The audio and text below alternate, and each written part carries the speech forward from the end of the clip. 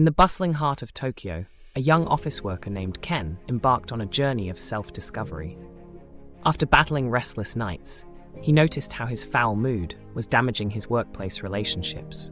On a gloomy Tuesday, his irritability led him to snap at his colleagues, creating a heavily charged atmosphere.